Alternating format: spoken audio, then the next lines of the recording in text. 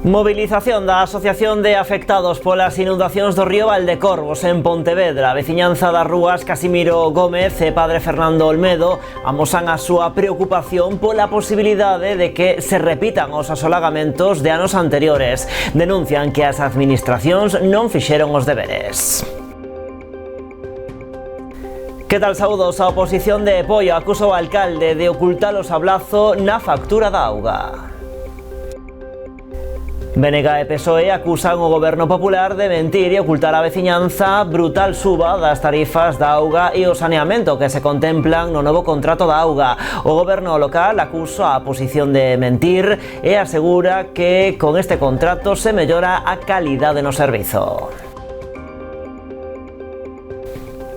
O Concello de Vilagarcía creará un novo acceso á Vía Verde do Salnés. Trátase dunha actuación no inicio da senda cun orzamento de 230.000 euros financiado con fondos europeos que busca reducir as pendentes nesa zona para favorecer o acceso de todo tipo de públicos.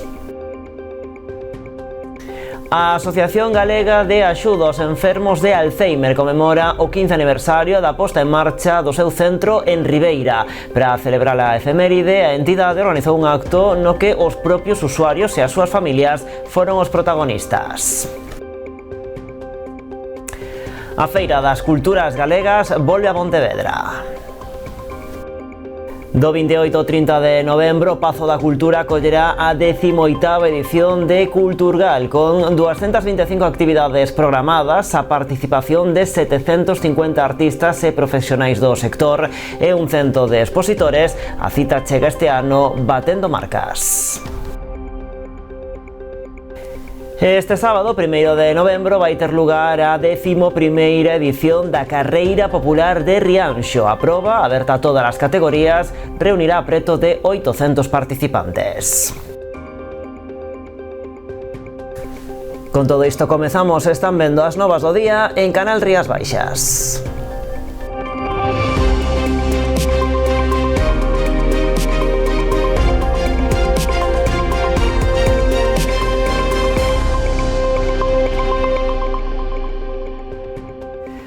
O Pleno do Concello de Poio aprobou o inicio do procedemento para adxudicar o novo contrato da auga. O Goberno local asegura que con el se mellora a calidade no servizo. Pola contra, a oposición denuncia que este novo contrato tradúcese nun sablazo. BNG e PSOE acusan o Goberno Popular de mentir e ocultar a veciñanza a brutal suba das tarifas da auga e o saneamento.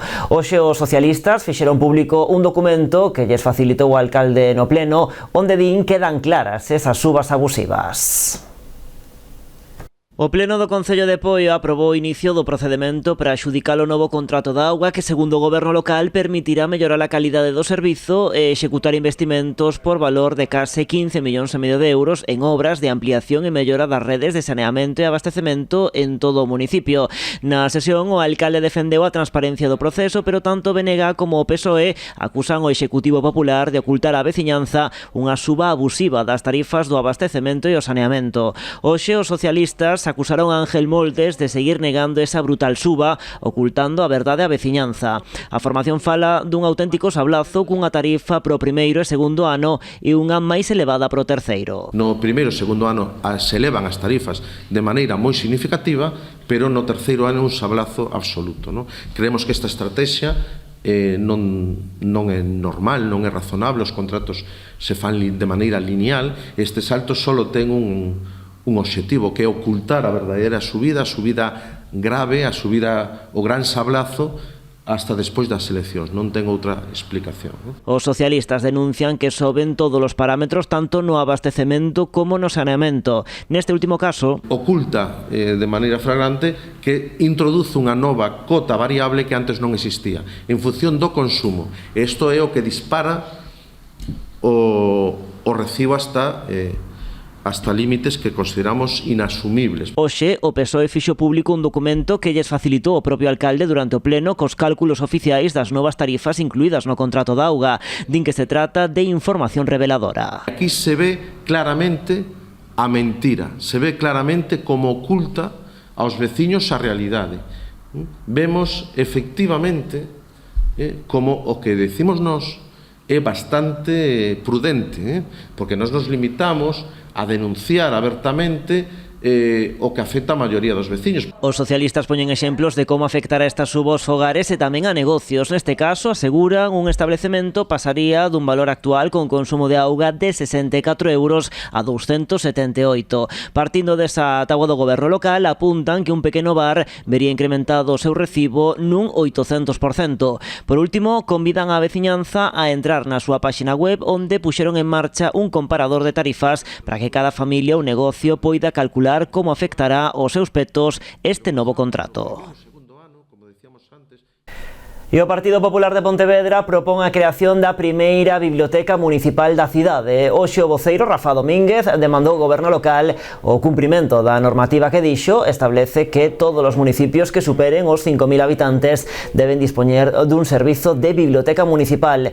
De feito, explicou que Pontevedra é a única das 7 cidades galegas que non conta con esta ferramenta. Así, o PP levará unha moción ao vindeiro pleno ordinario do mes de novembro para instar o Concello a que poña en marcha este servizo público. A proposta, dixo Domínguez, abre a porta a acordar a mellor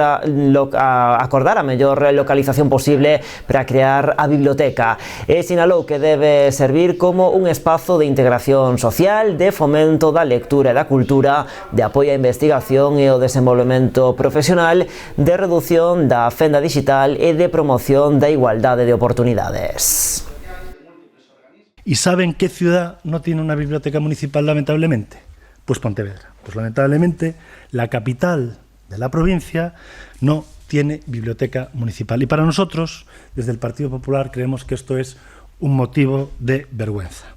A excepción de la biblioteca pública Antonio Odriozola, que está gestionada por la Consellería de la Xunta de Galicia, Pontevedra tiene una enorme carencia en materia de bibliotecas. Una biblioteca es mucho más que un depósito de libros, es un motor de transformación social, educativa y cultural que aporta innumerables beneficios a una ciudad y a todos sus habitantes. Y lamentablemente Pontevedra no tenemos.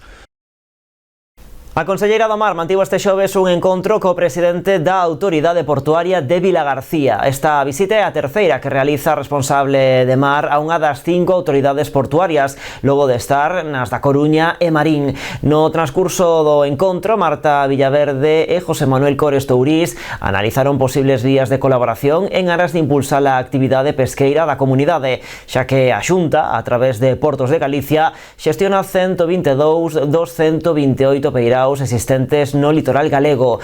Villaverde destacou a importancia deste tipo de xuntanzas que serven, dixo, para consolidar as liñas de traballo existentes e explorar novos horizontes para mellorar a competitividade das infraestructuras portuarias. Neste senso, a conselleira valorou positivamente os proxectos que a Autoridade Portuaria de Vilagarcía ten en marcha, como o desenvolvemento da terceira fase do proxecto de ferrocarril Ferrazo, a pavimentación no peirao de Ferrazo Norte ou a redacción do proxecto do novo Pantalán da Dársena 1.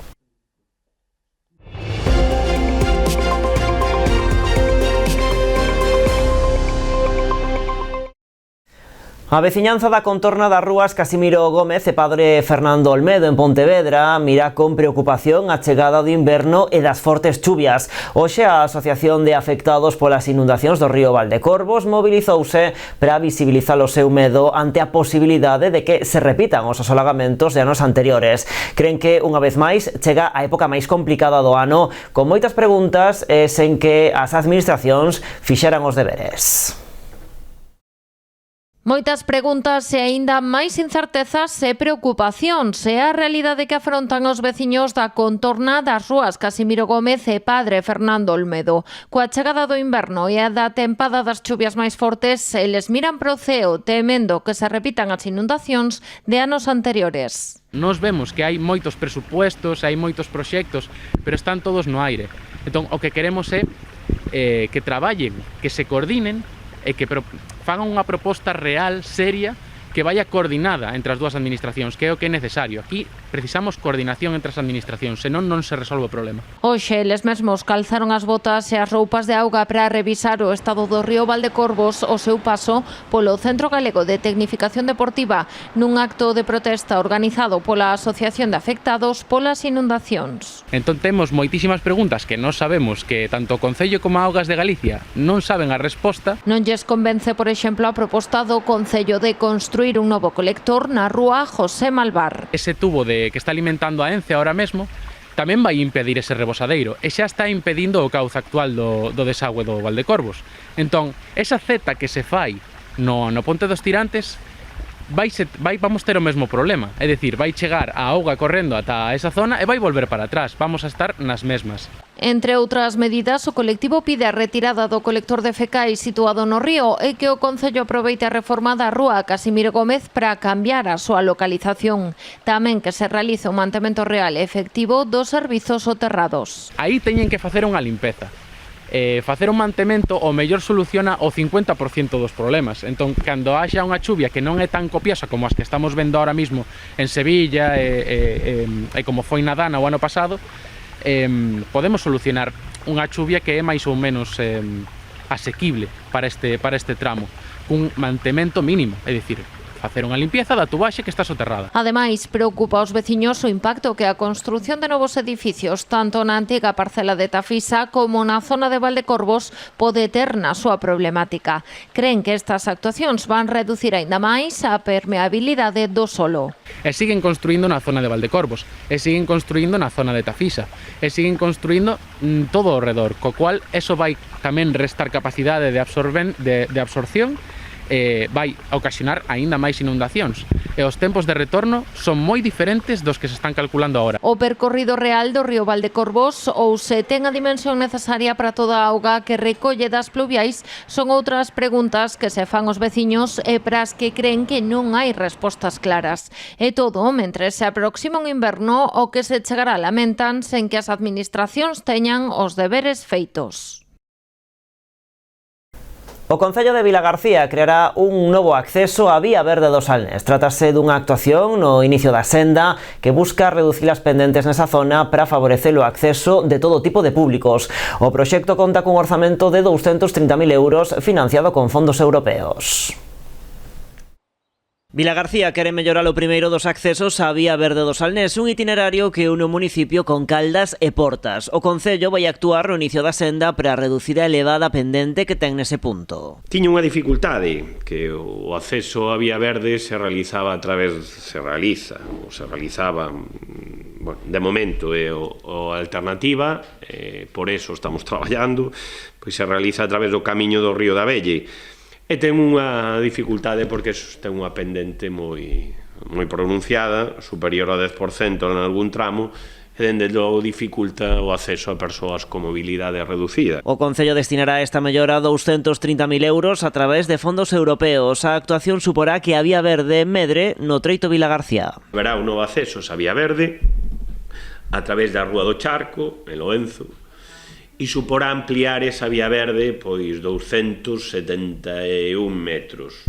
Eso que vai a facer? Bueno, pois que a Vía Verde que ata agora en Vilagarcía era 1 km 700, 800, pois aumente, teñamos parte da Vía Verde 2 km e pico van a estar en Vilagarcía. O que vamos a recuperar é unha zoa de prácticamente esta distancia de 271 metros da antiga vía, que agora mesmo enlazaba ca nova vía do tren, e o que se vai a facer é mediante un muro de contención e unha pasarela tendida para que cumpla con todos os criterios de accesibilidade, dunha entrada máis cercana ao casco urbano, dunha entrada universal para todos. O alcalde salienta que esta mellora permitirá que moitas das persoas usuarias vivan o percorrido íntegro, xa que nestes momentos eran moitos os que optaban por iniciar a senda nun dos accesos posteriores. O que estaba sucedendo, o que sucede por a moita xente que non se decanten por ese acceso, sino que vayan un pouquiño máis adiante, por exemplo, o acceso a través do Pazo Rubiáns, ou onde está ubicado o Pazo Rubiáns, e polo tanto se perdía unha parte desa Vía Verde. E como non queremos eso, pois como decía, se leva tempo traballando en esta ampliación desa vía verde. O proxecto saiu hoxe a licitación. Unha vez axudicados, os traballos terán un prazo de execución de 3 meses. Imos de volta a Pontevedra porque o Concello deulle luz verde ao proxecto de mellora da accesibilidade e calidade urbana da rúa Luis Seoane. A actuación que inicia agora o proceso de contratación permitirá transformar unha vía con problemas de estacionamento e accesibilidade nun espazo de convivencia. O orzamento da obra financiarase con cargo ás transferencias da Deputación ao Concello e ascende aos 368.000 euros. O prazo de execución é de 5 meses. Esta obra é unha obra demandada polos veciños, vai a quedar cunha plataforma única, con accesibilidade universal e entrada de todos os garaxes que hai aos dous lados da rúa, non? Cambiamos de asunto. O Executivo de Boiro está a levar a cabo estes días o acondicionamento do cemiterio municipal de Vista Alegre de cara á festividade de Todos os Santos e Defuntos. Os traballos consisten basicamente na limpeza e mellora xeral do espazo, como o arranxo das zonas axardinadas e os camiños empedrados. Tamén se realizou o pintado e o acondicionamento das edificacións dos baños e a capela. Así mesmo, estáse a levar a cabo a impermeabilización dos panteóns para evitar a súa degradación a causa das chuvias, así como o pintado dos mesmos. Bueno, e a volta da publicidade falaremos do Culturgal que volve un ano máis a Pontevedra e tamén desa carreira popular que vai acoller Rianxo este vindeiro 1 de novembro.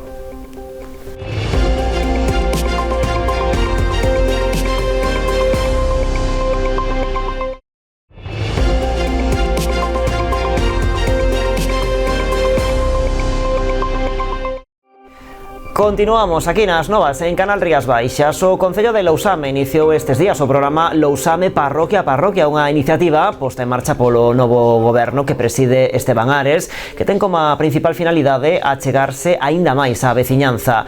Alí presentan os proxectos que o Executivo local ten para cada parroquia e de paso escoitan e recollen as demandas dos veciños e veciñas. As primeiras destas reunións foron en San Xusto e Fruíme e resultaron todo un éxito tanto de participación como de recollida de propostas. Temas como as deficiencias na cobertura móvil e de televisión, o acondicionamento de viais e as rozas foron os temas máis recorrentes que o Concello recolleu e agarda poder ir dándolle solución nos vindeiros meses. A intención do Goberno de Lousame é continuar con este tipo de xuntanzas noutras parroquias do Concello.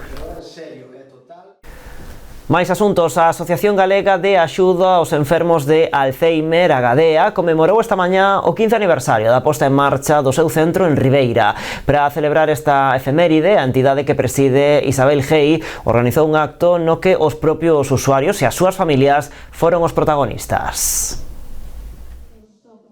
O Centro de Día de Ribeira está de aniversario. Cumpre 15 anos dende a súa inauguración e para conmemorar tan significativa data organizou esta mañá unha gran festa na que non faltaron persoas usuarias, familiares, coidadores e autoridades, entre elas a alcaldesa María San Pedro e o director xeral de Maiores e Atención Sociosanitaria, Antón Acevedo. Non queríamos que pasase este 15 aniversario, dado que para Gadea, Ribeira e este centro de día foi o que dou impulso moi grande, que nos dou enerxías para seguir adiante despois, porque foi o primeiro centro de día que tivemos, non? Exemplo de éxito, de coidado, de atención, creo que as familias deixan en boas mans aos seus maiores, que todo o mundo pois se vai tranquilo a traballar, a facer as tarefas da casa, a cada un pois a poder conciliar esa vida, non? E gracias a estas atencións, gracias tamén, como non, pois a axuda que se presta a estos centros a través da Xunta de Galicia, da Consellería de Política Social, dende logo para nós, pois como digo, ese camiño que percorre a Gadea dende fai 15 anos e que hoxe celebramos, pois agardamos que sexan moitísimos máis anos xuntos, compartindo momentos, compartindo experiencias. Os centros de día de Alzheimer, pues, creemos que son un desos exemplos de éxito de como un servizo público, como son as plazas de Alzheimer, un servizo para as persoas que teñen Alzheimer, se poden xestionar pois da man das entidades sociais, neste caso a Gadea, deste caso dos propios familiares, e desa colaboración entre a Xunta, as asociacións e os concellos que sempre poñen do seu lado pois para que estes proxectos, pois 15 anos se vemos son bastantes e esperamos que sexan outros 15 anos máis. Rematado o acto, puideron coñecer de primeira man o labor que se desenvolve neste centro, dirixido a mellorar a calidade de vida das persoas con Alzheimer e outras demencias, así como a ofrecer o apoio ás súas familias. 12.796 é o número que dende hoxe pode verse na balconada da Casa Consistorial de Pontevedra.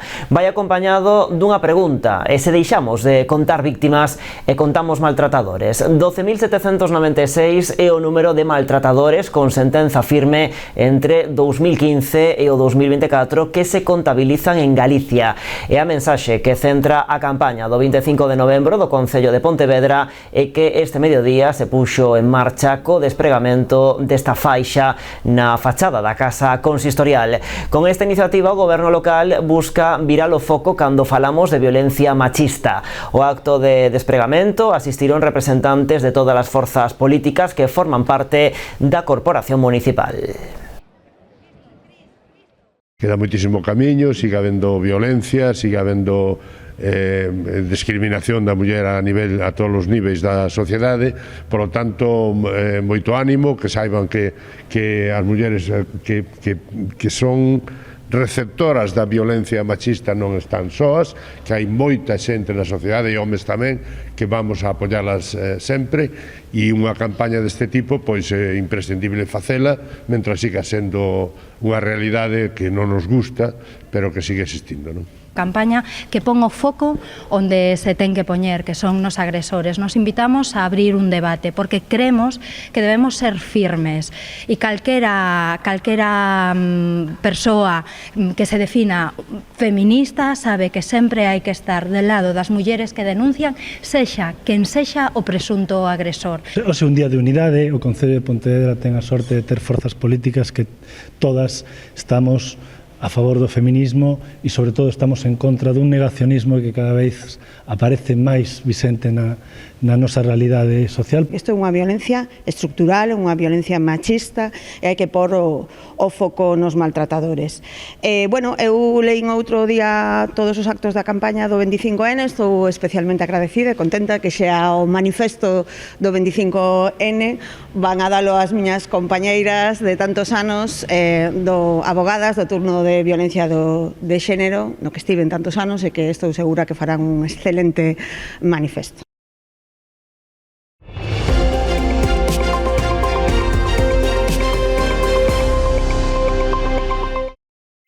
A Feira das Culturas Galegas volve a Pontevedra. Do 28 ao 30 de novembro, o Pazo da Cultura acollerá a 18ª edición de Culturgal, con 225 actividades programadas, a participación de 750 artistas e profesionais do sector e un cento de expositores. A cita chega este ano batendo marcas. 750 artistas e creadores, 100 expositores e 225 actividades. Son algunhas das cifras que promete a 18ª edición de Culturgal, a Feira das Culturas Galegas. Será, sen dúbida, a edición máis grande e ambiciosa da historia do Culturgal. Este ano, a Culturgal expandeuse non só polos eventos que facemos en colaboración ca Deputación e cos concellos, que este ano tuvo en Ribeira con moito éxito, como estábamos comentando, senón que para este Culturgal colaboramos con máis de 20 entidades e colectivos de creadores en Galicia. A cita volve a Pontevedra, celebrarase do 28 ao 30 de novembro no Pazo da Cultura. Xa antes, o día 27, arrancará a programación cun concerto de benvida a cargo de Uxía, que presentará seu novo disco, Será por Flores. No marco do Culturgal actuarán tamén Faia Díaz, Felisa Segade e a Pedreira, Óscar Ibáñez, Magín Blanco e outros artistas. Estes son 3 concertos nun concerto, non? Que é os 3 novos traballos de Faia Díaz, de Felisa Segade e de a Pedreira. 2 deles promovidos pola Xunta de Galicia e outro no que participa Culturgal. É como, non sei se explicarlo de maneira pedante ou non, pero é como unha gran demostración das voces femeninas galegas e do seu presente e do seu futuro, por suposto. Do eido audiovisual proxectaránse 6 filmes, entre eles Romería, e haberá un encontro con guionistas. No literario, o Culturgal traerá ata Pontevedra autores como Suso de Toro, Manolo Rivas ou Carlos Labraña. Nas artes escénicas salientan os adiantos de compañías como Talía Teatro ou Chévere. Ademais, o sábado 29 pola noite haberá un gran espectáculo de humor galego, moito conto, con Touriñán, David Zamore, Patricia Castillo, entre outros. O cómic e os videoxogos tamén terán o seu oco na programación. Insisto, o Culturgal é o espacio de referencia máis importante para a industria cultural galega, é un espacio de estreas, é un espacio de preestreas, é un espacio de acercamento público onde pode coñecer non só o que ocorreu durante o 2025, sino que vai a ter a oportunidade de anticiparse ao que nos ven o 2026 por esta gran industria cultural galega. As entradas xa están á venda, poden adquirirse a un prezo de 3 euros por xornada, de 7 euros o bono familiar dun día e 12 euros o abono completo. Imos agora cunha cita deportiva. Este sábado, 1 de novembro, vai ter lugar a 11ª edición da Carreira Popular de Rianxo. A proba, aberta a todas as categorías, reunirá preto de 800 participantes. Todo preparado en Rianxo para acoller este vindeiro sábado, 1 de novembro, a Carreira Popular, que chega este ano a súa 11ª edición. A proba incluída no circuito de carreiras populares Barbanza-Arousa prevé unha participación próximos 800 atletas, sumando todas as categorías, dende pequenos a maiores, incluindo tamén a modalidade de zapatilla inclusiva. Destacamos sempre a participación de moitos nenos, de moitas nenas. Para iso hai as distintas categorías nas que poden participar, dende as máis pequenas, que por suposto son as xouvas, hasta as seguintes, que son as sardiñas, e despois xa as categorías sub-10, sub-14, sub-16, etc. E temos tamén a categoría de zapatilla inclusiva, para que tamén as persoas con diversidade funcional que queiran participar na nosa carreira, que o poidan facer, non? Ás 11 menos cuarto arrancarán as categorías escolares, que terán percorridos acordes ás súas idades, para a continuación ás 12 dar a saída á proba absoluta. Unha carreira que ten unha distancia total para as categorías senior e semellantes de 10 km, 10 km que se consiguen dando 3 voltas a un circuito de 3 km e pico, que percorre distintas rúas da nosa ribeira, do noso casco histórico. Por tanto, un circuito moi fermoso, por suposto, dentro do noso punto de vista, que permite pasear dunha maneira un pouco máis diferente as nosas vilas. Dende o Concello destacaron a importancia deste tipo de probas, que ademais do seu aspecto competitivo, o que busque converterse nunha auténtica festa do deporte. Pois pola nosa banda ata aquí, a actualidade continúa en canalriasbaixas.com e tamén nas nosas redes sociais, e de seguido aquí en Canal Rías Baixas unha nova edición do programa Orixe e Calidade, centrado, xa saben, no sector vitivinícola. Graciñas como sempre por estaren aí. Adeus.